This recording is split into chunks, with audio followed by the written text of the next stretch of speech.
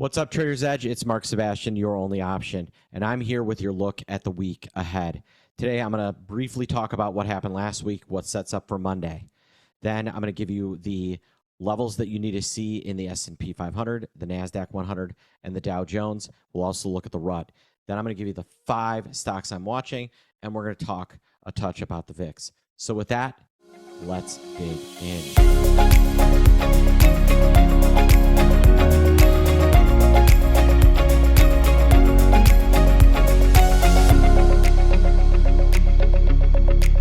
All right, folks. So Thursday was bad. Friday was a bit of a bloodbath, down almost 2%. We managed to hold better than 2%. At the lows, we actually broke the 100-day moving average. Once you touch it, you're probably going to break it. You look at the last time we broke it, the 100-day, it was in September and October. We had a little touch on September 27th, a little rally, and then eventually we broke it. Now, what scares me is the setup here.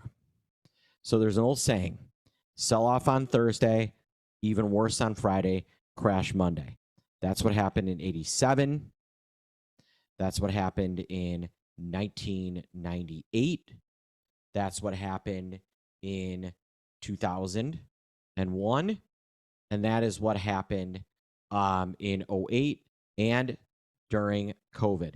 Every single major panic sell-off just about happens on a Monday.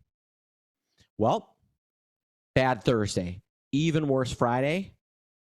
We might be set up for a touch of the 100-day moving average. Why? Well, people look at their portfolios. We're still really near all-time highs. They read bad headlines. Nobody steps in. Treasury doesn't step in. Fed doesn't step in.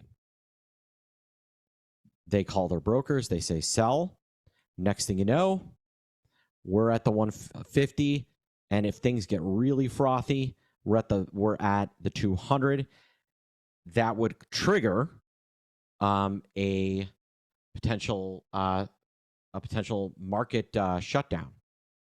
Right? Market shutdown if we drop about 5%. The 200-day moving average is sitting right at about 5%. So that would be bad. The Qs actually look worse than the S&P 500. They're below the 100, touching the 150. Next stop at 430 would be the 200-day moving average. And as bad as the Qs look at MGK. This is mega caps only. And look at the ride this thing has had. This thing has absolutely tanked. Now, we did get a doji on Friday, so that's kind of interesting. You do have some old line companies in that index that are kind of holding it up, unlike the Qs, but it looks bad. So I'm looking at this market. Here's the IWM. Gave away just about everything it gained on that big run-up in July. It's got a little room to drop. But it's been such an underperformer. This is not the one I'd be shorting. And if somebody said, Mark, you have to go long an index, I'd be going long the Dow. It is the underperformer of all the major indexes, and it's the most diversified relative to all the other ones as well. You're saying it's only 30 stocks? Trust me, it is more diversified than the S&P 500. Why? That price weighting. Biggest stock in the Dow Jones? United Healthcare. Second biggest, Goldman Sachs. So you're actually getting diversification across multiple industries from that price weighting. Kind of important. All right. So lastly, or next, I kind of want to dig into the 5 stocks I'm watching. And it starts with Apple. Now, Apple sold off initially and then rallied. I like this one to drop.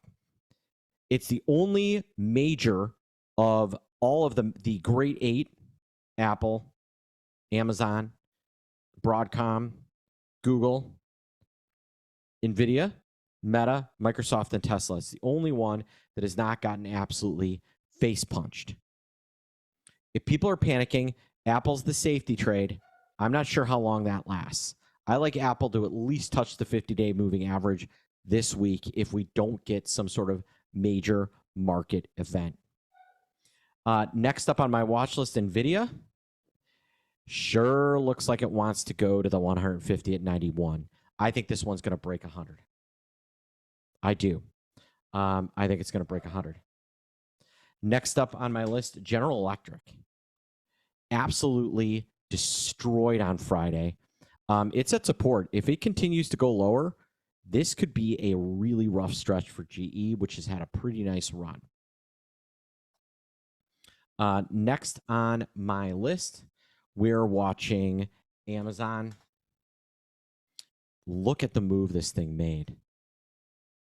It closed at 167. Look at this. Really ugly. It's actually below its 200-day moving average. Kind of an interesting level to think about buying it, frankly. Speaking of thinking about buying, Qualcomm. Below its 200. Dogeing on Friday.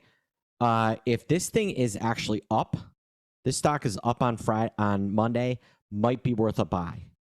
So that is the 5 I'm watching. Now I want to close with VIX.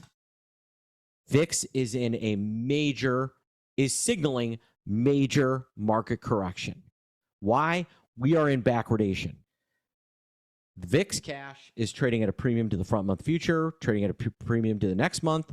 Now, if this didn't have the election, it'd be trading around, if October didn't have the election, it'd be trading around 21 and a quarter, 21.50. And then you've got, so we're backward all the way out to December. When we're backward out 5 months, that is the market telling you there's really a legitimate reason to be worried here. So that is what I am seeing, what I'm worried about. VVIX also signaling, hey, look out, because things, it topped out at like 163. That was a multi-year high. Last time we got this high was in January of 2022. That's how bad people are worried. Everyone got caught flat-footed. So what do you do in this market? One, you want to find cheap convexity. What is convexity? That is inexpensive options that, if the market crashes and volatility explodes, make exponentially large amounts of dollars. Here's an example. On Friday in Thursday in trade to close, I bought the S&P 500 5100 put for $3.30.